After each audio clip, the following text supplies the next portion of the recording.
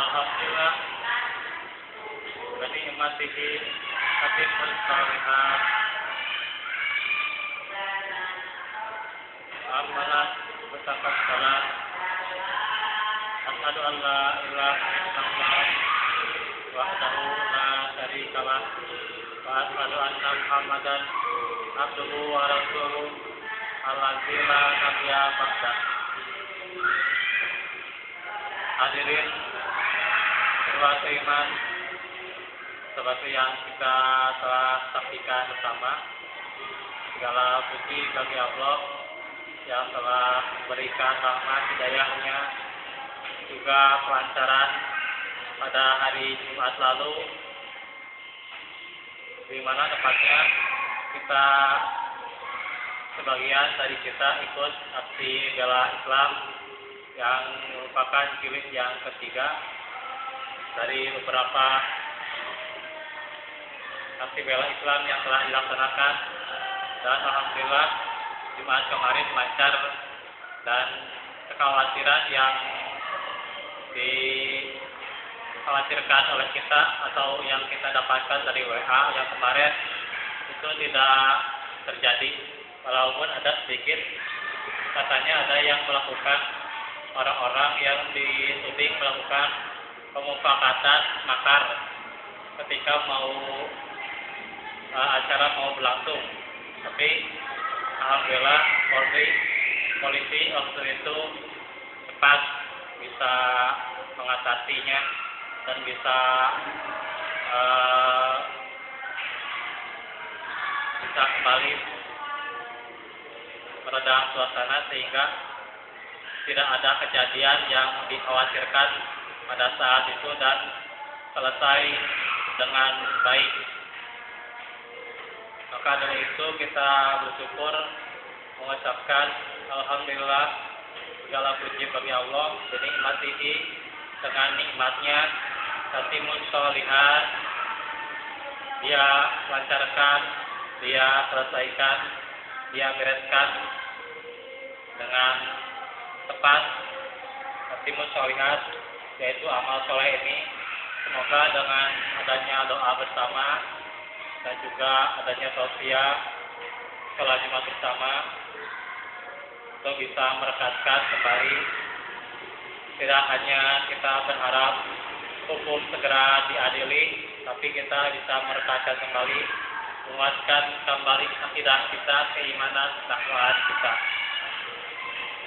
Dari Satuan Islam, alhamdulillah juga dari Ustaz Dian banyak yang pakai ambulans ketika itu datang ke Jakarta. Hanya saja memang saya waktu itu diajak, cuman sedang kemarin itu di pekan kemarin saya itu sakit berat. Saya sudah tahu itu ya, dari hari Senin sampai hari Jumat itu saya sakit berat sampai lemas-lemas. Saya waktu itu lemas-lemas, jalan juga dari coba jalan waktu itu dari pertigaan ke Jalan Suci, coba jalan malah lemas sampai ngantuk-ngantuk. Saya itu waktu sakit itu akhirnya saya tidak pergi. Tadinya memang ada keinginan, tapi akhirnya karena sakit tidak jadi. Tapi kita bersyukur acara berjalan lancar dengan baik.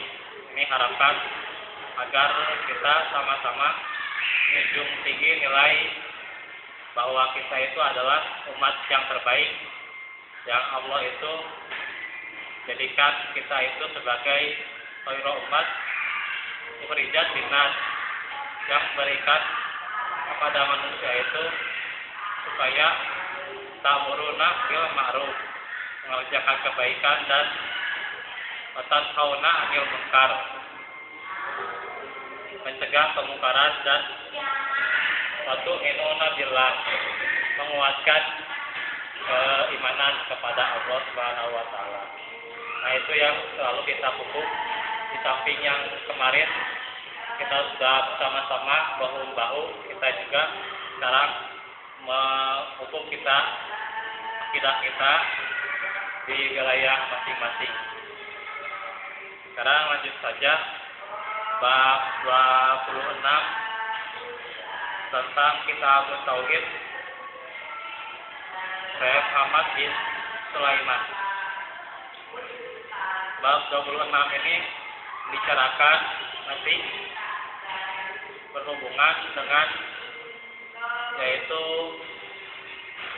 adalah tentang sihir. Di sini dijelaskan tentang dukun, tukang ngeramal dan sejenisnya. Hadisnya yang pertama diriwayatkan oleh Imam Muslim dalam kitab Sahihnya dari salah seorang istri Nabi Sallallahu Alaihi Wasallam bahwa Rasulullah Sallallahu Alaihi Wasallam bersabda,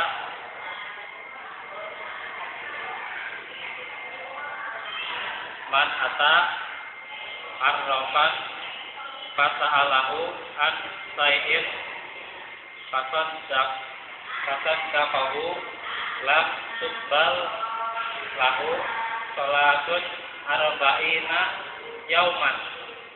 Barang siapa yang mendatangi peramal dan menanyakan kepadanya tentang suatu perkara dan dia meyakininya, mempercayainya, maka sholatnya tidak akan diterima selama 40 hari.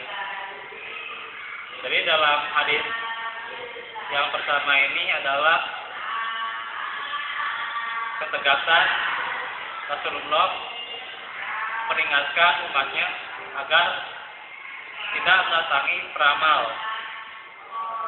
Jadi ketika peramal itu sudah didatangi, kemudian yaitu artinya ada hajat yang dia sampaikan, menanyakan tentang suatu perkara, dan dia apalagi kalau sampai mempercayai, maka Rasul bersabda, lam tuqbal lahu sholatun arba'ina yauman, maka sholatnya tidak akan diterima selama 40 hari.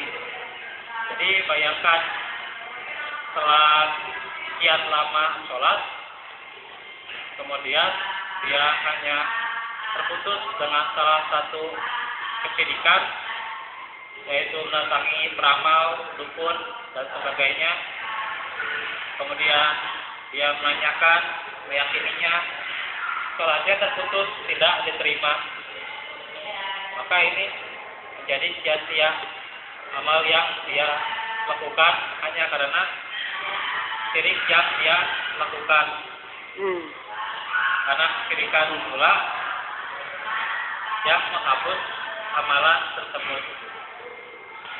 Abu Daud juga meriwayatkan dari Abu Hurairah radhiyallahu anhu bahwa Rasulullah Sallallahu Alaihi Wasallam sabda, "Man ata kahinan fasaddaqahu bima yaqulu faqad kafara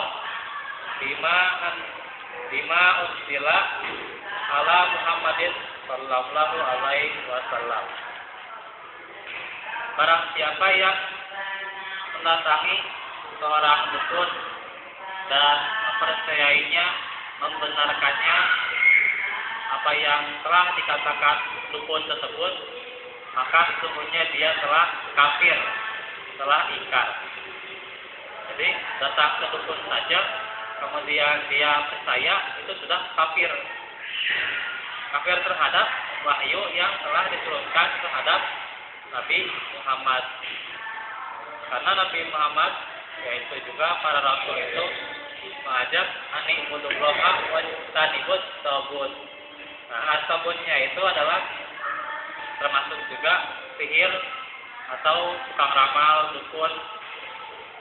Maka dia mengingkari, mengkafiri ani'budullaha, mengkafiri ibadah. Maka sinilah bagaimana dikatakannya bahwa dia itu telah kafir karena mendatangi seorang dukun. Dalam suatu hadis, apabila kamu itu mengkafirkan seorang muslim, apabila kekafirannya benar maka itulah kekafirannya. Tapi kalau kekafirannya salah, itu akan berbalik kekafirannya kepada kamu. Maka dalam hal ini karena Rasulullah telah mensabdakan demikian, memberitahukan demikian, berarti maka kafir yang dimaksud ini adalah benar, sudah ada di sini dalam hadis tersebut yang kedua ini. Dan juga diriwayatkan oleh 4 riwayat. 4 riwayat itu adalah Daud, Abu Daud, At-Tirmidzi, An-Nasai, dan juga Ibnu Majah. Ini disebut 4 riwayat hadis: Abu Dawud, Tirmidzi, An-Nasai, dan Ibnu Majah. Dan Al-Hakim telah menyatakan hadis ini sahih menurut kriteria Imam Bukhari dan Muslim dari Abu Hurairah radhiyallahu anhu bahwa Rasulullah sallallahu alaihi wasallam bersabda,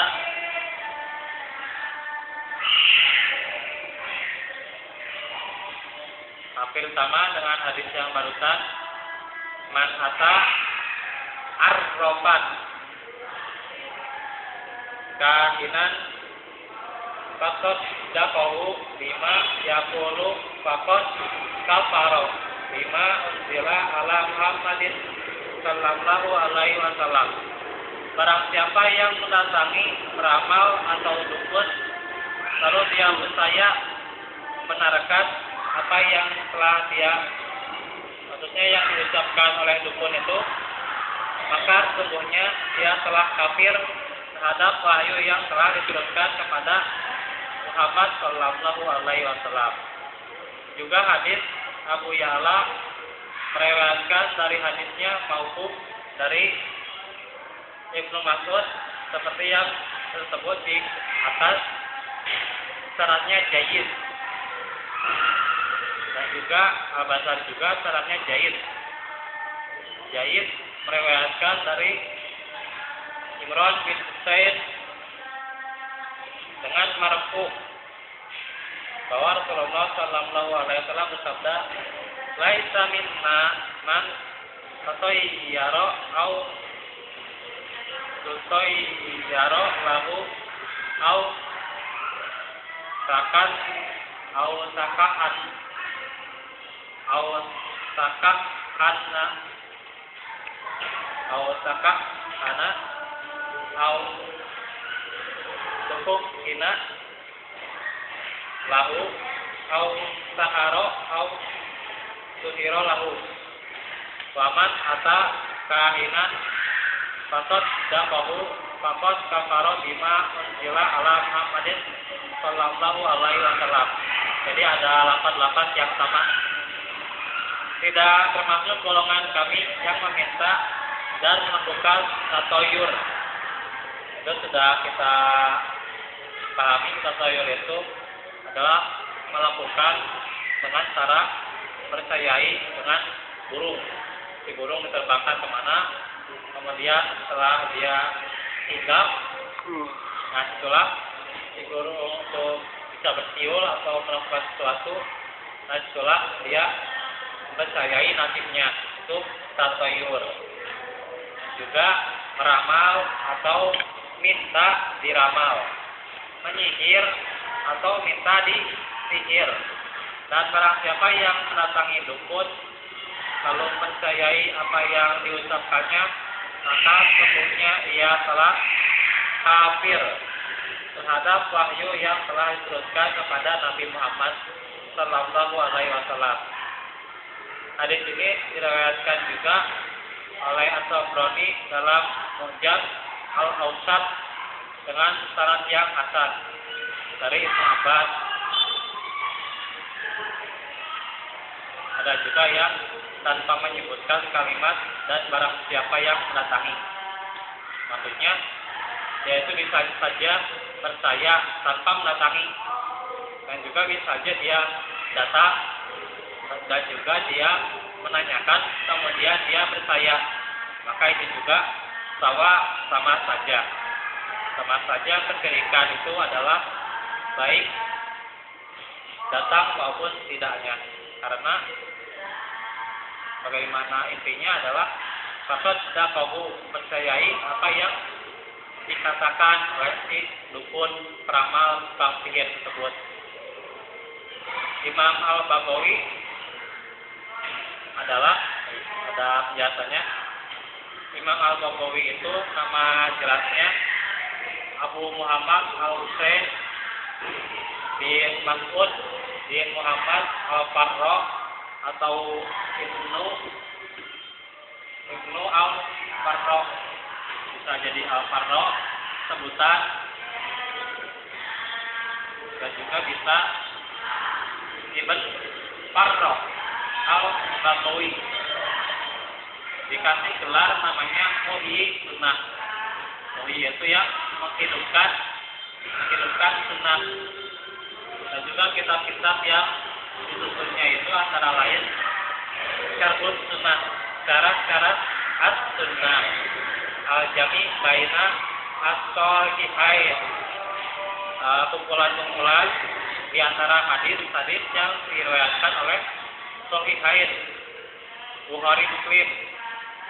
Lahirnya yaitu Al-Baghawi tahun 436 Hijriah atau 1044 Masehi, dan meninggal tahun 510 Hijriah atau 1117 Masehi. Nanti kita catat ya buat nanti Kolopedia Kitab Tauhid. Nah, berkata Al-Arraf. Nah, ini double R, double rock, Al-Arraf. Artinya peramal. Jadi bukan Al-A'raf. Kalau Al-A'raf itu surat di Al-Quran, surat ke-7, artinya tempat tertinggi. Tapi ini double R, double rock, Al-Arraf, peramal artinya.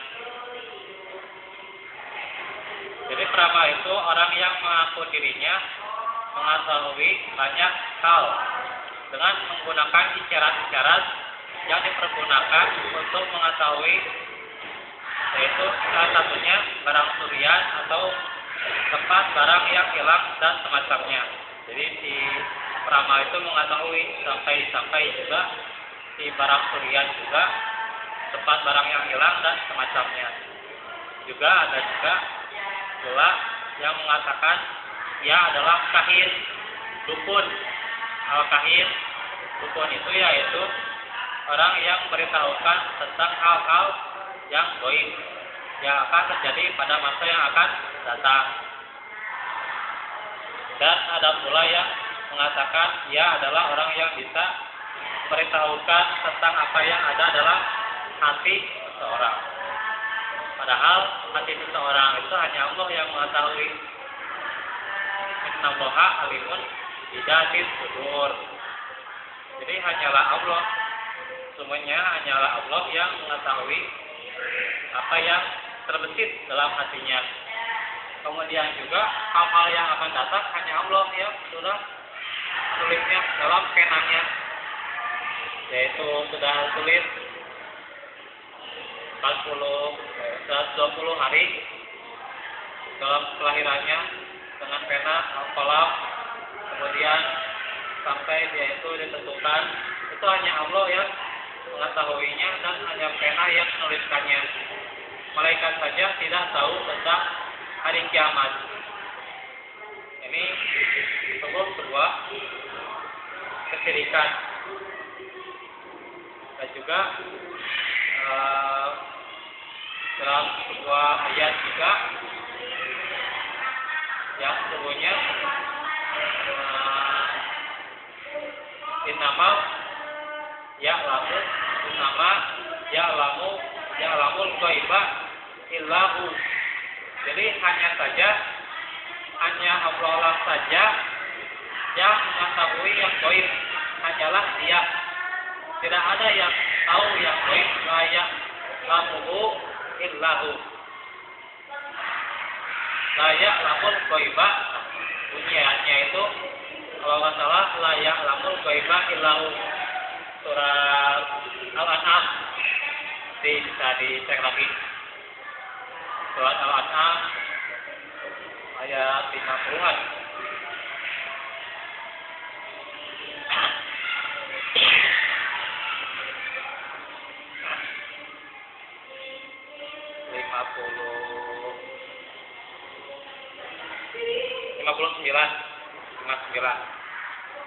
Dan 59 wa indahu mafatihul ghaibi la ya'lamuha illahu. Nah ini bunyi ayatnya. Dan kunci-kunci semua yang gaib itu hanya pada Allah Subhanahu wa taala, hanya padanya. Karena itulah pakai kalimat al-istisna. Tidak ada yang mengetahui. Jadi memakai nafi, la nafi, tidak ada yang tahu. Layak lakuka, tidak ada yang tahu. Illahu, istisna, kecuali illahu Dia, kecuali Allah Subhanahu wa taala. Jadi hanya Allah yang mengetahui yang baik. Tidak ada selain Allah. Kecuali memang illa manir tado bir rasulin. Ada beberapa, jadi tidak semuanya, beberapa yang Allah beritahukan kepada Rasulnya yang Dia ridhoi. Yaitu dari Rasulnya yang diridhoi hanya diberitahukan beberapa yang gaib, tidak semuanya. Hanya beberapa, hanya puluhan-puluhan yang Allah beritahukan tentang hari kiamat, tentang hari kiamat, tentang Dajjal, tapi tidak diberitahukan juga kapan tanggal hari kiamat atau kejadian hari kiamat, kapan terjadinya, itu tidak tahu. Bahkan kata Rasul juga yang tanya saja, yang menanya saja tidak lebih tahu daripada yang ditanyakan. Nah itu. Jadi memang inilah bagaimana juga. Karena itulah menurut Ibnu Abbas, menurut Abu Abbas ya, Abu Abbas Ibnu Taimiyah, Al-Arraf itu adalah sebutan untuk dukun, ahli nujum, peramal, nasib dan sejenisnya. Yaitu mengaku dirinya bisa mengetahui hal-hal yang gaib dengan cara tersebut. Dan inilah menurut Ibnu Abbas berkata tentang orang-orang yang menulis abajad, tulis jadi huruf alif, huruf ba, aba, jad, huruf jim dengan panjang, kemudian diwakafkan dengan huruf da, abajad, yaitu memberitahukan sambil dia itu cari rahasianya dan perhatikan apa itu an-nujum, bintang-bintang, an-nujum, bintang-bintang dia perhatikan. Maka aku tidak tahu apakah orang yang melakukan hal tersebut itu akan peroleh keuntungan di sisi Allah. Maksudnya dia itu tidak akan mendapatkan keuntungan, tapi dia itu akan mendapatkan kerugian di sisi Allah karena melakukan sebuah tulisan, tapi itu untuk perhatikan nasib dirinya. Jadi kalau ada tulisan, misalnya tulisan apa sih, rasi bintang, kemudian diramal buat dia, nah ini tidak ada keuntungan apa-apa, tidak ada manfaat apa-apa, seperti yang diketahui oleh para sahabat. Jadi tidak ada manfaat apa-apa, mau rasi bintangnya, mau apa bentuknya apapun, tidak ada manfaat apa-apa. Itu hanya kebesaran Allah Ta'ala untuk ditafakuri, bukan untuk dipercayai bagaimana nasib dia. Nah itu sebuah kekeliruan besar. Nah itu sebuah kesyirikan. Sebenarnya kalau dipercayai, diyakini, dibenarkan, nasib dia akan seperti ini dengan melihat bentuk-bentuk rasi bintang. Itu syirikan, syirik asghar. Itu adalah ria. Kemudian syirik akbar termasuk percaya kepada ahli nujum, ahli zodiak, yang seperti itulah. Itu syirik besar. Jadi yang dilakukan itu adalah syirik besar, bukan syirik kecil, bukan ria atau sumpah, tapi syirik besar yang dilakukan. Ini bahaya. Karena itulah bagaimana kesyirikan ini yang dia lakukan merupakan bukan menjadi manfaat, malah tidak ada keuntungannya di sisi Allah Ta'ala. Ya, satu pengumuman sedikit. Jadi ini bahasan kita bab yang ke-26 dan ada pengumuman. Jadi segala puji bagi Allah. Jadi dengan 7.400.000 ya, maka ada yang tidak terhitung sampai ada yang mengatakan 8 juta, 9 juta waktu di Jakarta. Ini alhamdulillah lancar dan juga bisa terlaksana dengan baik. Itu menurut perhitungan yang sudah dilakukan dan juga sudah diberitahu di Facebook di Mutiara Salah maupun di Hari Salah Press. Ya, semoga lebih baik. Besok tentang ini aja, tentang akhlak Rasulullah, kasih sayang Rasulullah kepada para budaknya. Nanti besok tentang azimah Rasulullah, keagungan akhlak Rasulullah. Dan HP ya saya sudah mati ini ya, jadi nanti minta video aja ya. Jangan minta rekaman karena ini HP-nya sudah mati, belum dicat. Dan besok kita lanjutkan. Rabbana la tuzigh qulubana ba'da idh hadaytana wa hab lana min ladunka rahmah innaka antal wahhab. Rabbana atina fid dunya hasanah wa fil akhirati hasanah wa qina azabannar. Aku qouli hadza wa astaghfirullah li wa lakum. Assalamualaikum warahmatullahi wabarakatuh. Waalaikumsalam warahmatullahi wabarakatuh. Selamat menonton.